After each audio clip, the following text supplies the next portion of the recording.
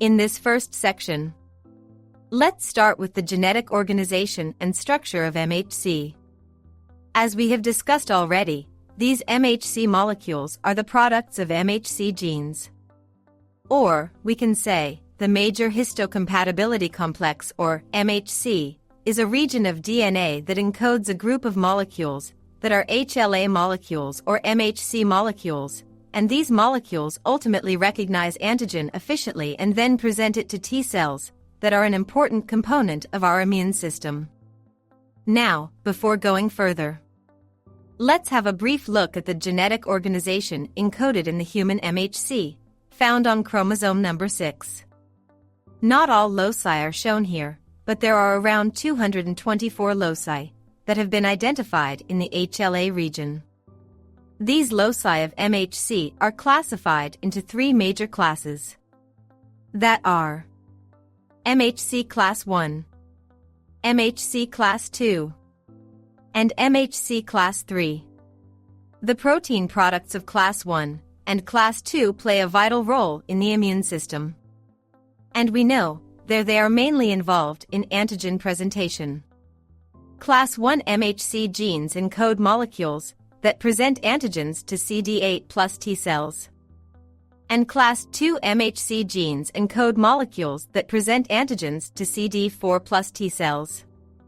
On the other hand, Class 3 MHC genes encode complement proteins and cytokine molecules, but are not directly involved in antigen presentation. Also, the main action of MHC class 3 is still unknown, and thus it is not very popular. So, here we will only discuss MHC class 1 and MHC class 2. MHC class 1 and MHC class 2 proteins are expressed from 3 gene regions. For class 1, these regions are named HLA-A, HLA-B, and HLA-C. And for class 2, these regions are named HLA-DR, HLA-DP, HLA-DQ. Class 1 MHC molecules are found on essentially all cells, and Class 2 MHC molecules are found chiefly on antigen-presenting cells, such as B cells, macrophages, and dendritic cells. The main function of both Class 1 and Class 2 MHC molecules to present antigen peptides to T cells. And a second role of MHC is to regulate natural killer cells. We will discuss these functions of MHC molecules later in detail in this video. But here, we are talking about its genetic organization, and we have seen that how different genetic alleles are present on chromosome number 6 that encodes different MHC molecules. It shows that the genes that encode MHC molecules are the most variable genes known in the human genome. So it means MHC follows genetic polymorphism. Now, what does it mean? Well, polymorphism refers to the presence of 2 or more forms of DNA sequences among individuals or populations. Or in other words, it is said if there are multiple alleles for the same gene. Such type of polymorphism can also be seen in different blood types among different individuals. But this MHC is said to be extensively polymorphic, which denotes existence of multiple alleles or forms of the same gene. Their diversity, however, exists in the population as a whole, but not in the individual. What I am trying to say is that every person has approximately 6 different Class 1 and Class 2 MHC gene products. But unlike B-cell receptors or T-cell receptors, which differ in every lymphocyte in an individual, all of the MHC alleles are the same in an individual, but they are different among individuals within a population. That's why we can say that within a population, some individuals are more susceptible to particular microbe-induced diseases than others. For example, in the population as a whole, some MHC molecules can bind antigenic peptides from a given microbe, so they can be detected and thus killed by lymphocytes. However, potentially any given individual may not bind a peptide from that microbe. This means those individuals with no binding will be more susceptible to a given microbe-induced disease than others. Because if there'll be no binding, T cells will not be able to recognize the antigen, as they can detect only MHC antigen complex, not antigen alone. Thus there'll be no eradication of that microbe. So there will be a chance to develop that disease. So, this was all about the MHC's genetic organization and its polymorphism. Now, let's have a look at the structural details of MHC molecules. First, we will start with MHC class 1 molecule. Here, we have an image showing the protein product of class 1 genes that are generally named MHC class 1 molecules. The class I molecules are non-covalently associated heterodimers. That means these protein molecules are composed of two polypeptide chains that differs either in composition, order, or in type of amino acid residues. And the two polypeptide chains found in MHC class 1 are alpha chain and beta-2 microglobulin. Here the alpha chain has further three domains that are alpha 1, alpha 2, and alpha 3. And the beta-2 microglobulin is then linked non-covalently to alpha 3 domain. Here, the alpha chain is heavy and is approximately 35 to 45 kilodalton molecular weight transmembrane and is encoded by HLA genes on chromosome number 06. But the beta-2 microglobulin is approximately 12 kilodalton molecular weight chain and is encoded by entirely different genes found on chromosome number 15 in humans.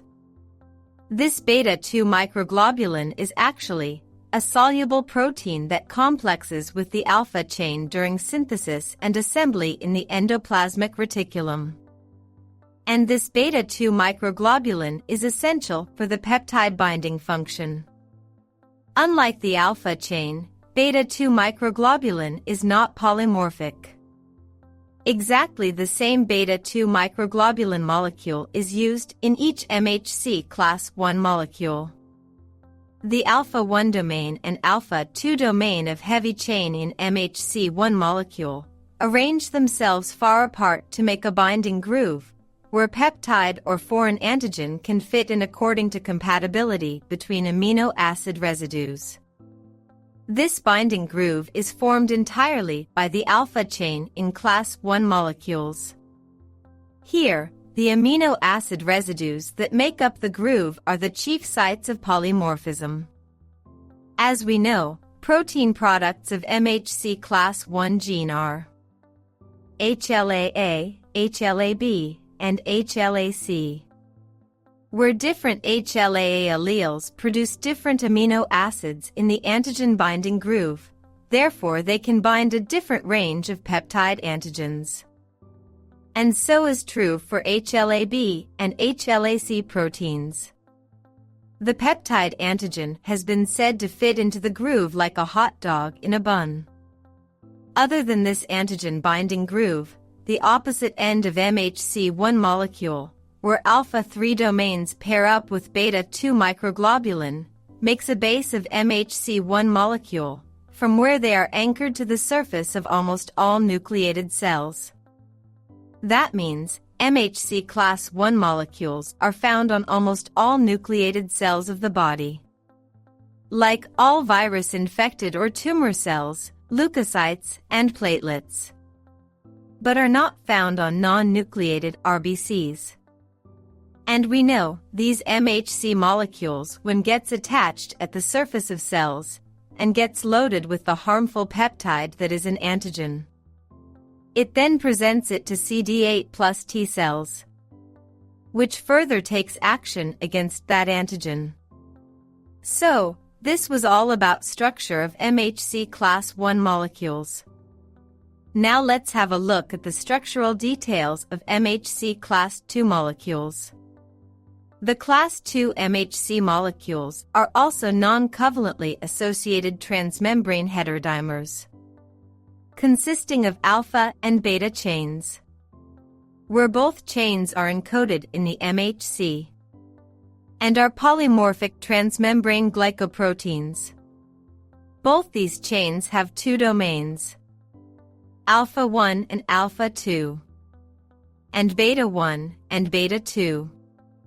Here, the molecular weight of the alpha chain is approximately 33 kilodalton, and that of the beta chain is approximately 29 kilodalton. In MHC class II molecules, the binding groove is created by the alpha 1 and beta 1 domain for the peptide's binding. And like MHC1, in this groove, there are some polymorphic regions that help recognize a variety of peptides.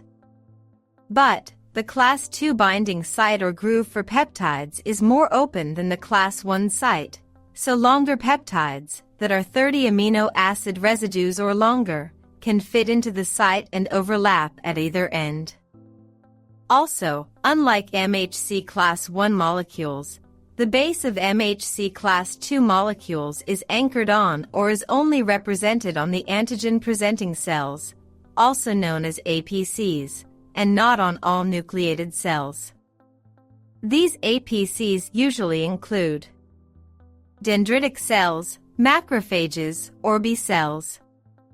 And now, as we know, once these MHC class II molecules gets attached at the surface of these APCs, and binds with antigen at the binding groove, then these loaded MHC2 molecules at the surface of these cells have the ability to activate CD4 plus T cells. And thus these cells generate action against the captured peptide antigen. So, this was all about the structural details of MHC molecules.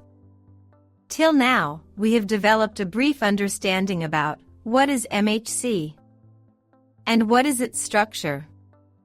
Also, we learnt briefly about its major role, that is antigen presentation to T cells. Now we are going to focus on the role of MHC, that is antigen processing and presentation.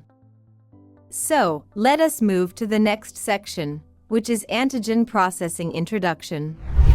Explore our extensive library of over 1,800 video lectures to learn about a wide range of topics.